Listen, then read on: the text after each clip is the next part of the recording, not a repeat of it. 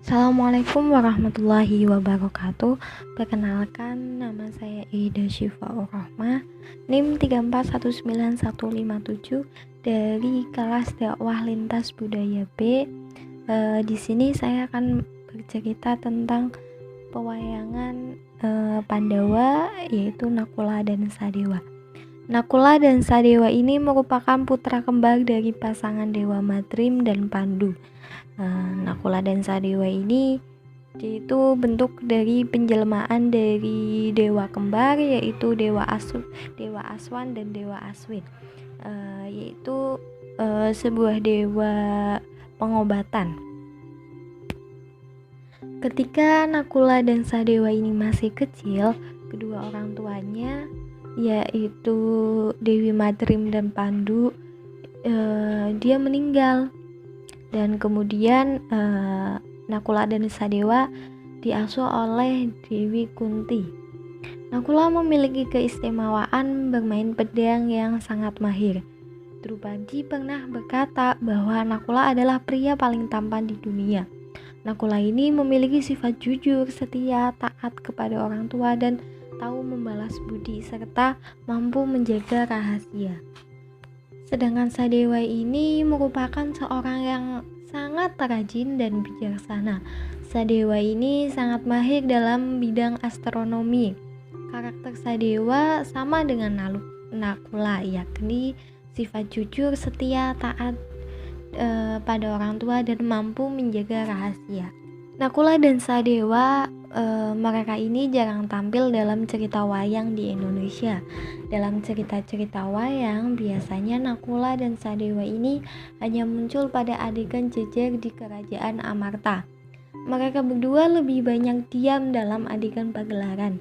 Hanya ada beberapa lakon saja yang menjelaskan kiprah kedua tokoh ini. Walaupun diam, mereka sebenarnya juga penting dalam Pandawa. Anak-anak Pandu ini tidak bisa disebut sebagai Pandawa jika salah satunya itu tidak ada.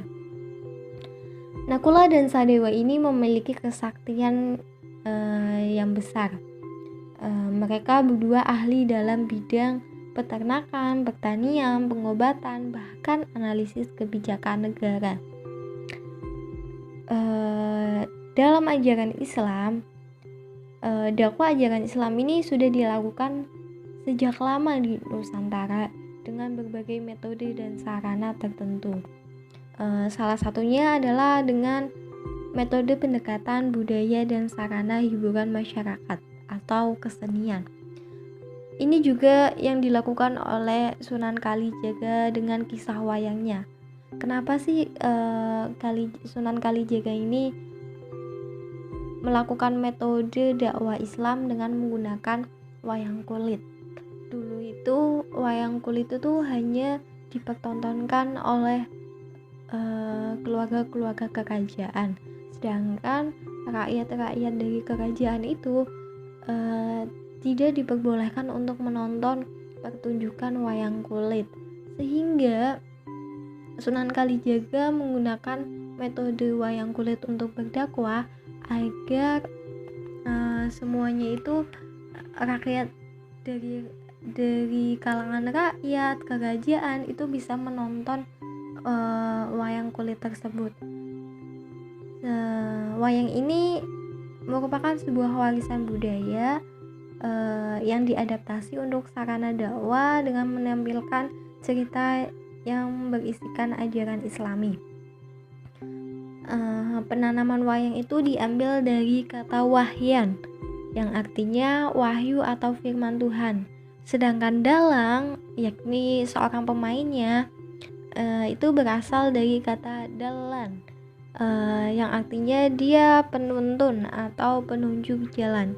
Jadi dalang itu adalah orang yang mempertunjukkan kisah tentang wayang dan bernuansa petunjuk-petunjuk Tuhan untuk manusia, baik dalam urusan pribadi, keluarga, pemerintah, negara, hubungan internasional, peperangan, dan sebagainya. Dalam cerita Mahabharata yang diceritakan kisah keturunan Pandu Dewanta yang dikenal dengan Pandawa, sangat lengkap dengan tuntunan ajaran Islam. Pandawa ini terdiri dari 5 bersaudara, yakni Yudhistira, Bima, Arjuna, Nakula, dan Sadewa. Kelima Pandawa ini dalam ajaran Islam, dia mengisyaratkan sebagai 5 rukun Islam. Kita langsung ke Nakula dan Sadewa. Nakula ini merupakan rangkaian dari kata na dan kula. Na itu kependekan dari kata trisna yang artinya kasih sayang, sedangkan kula kependekan dari kawula yang artinya masyarakat. Jadi nakula itu mengisyaratkan kepada zakat sebagai rukun Islam keempat. Maksudnya itu yakni membagikan zakat, infak, sedekah, hadiah, dan sejenisnya. Merupakan ini sebuah manifestasi dari cinta kasih sayang seorang muslim kepada sesama manusia sebagai makhluk Tuhan. Nakula ini disimbolkan dengan jari manis, di mana jari manis ini sebagai simbol cinta dan kasih sayang karena biasanya dipakaikan cincin sebagai tanda cinta.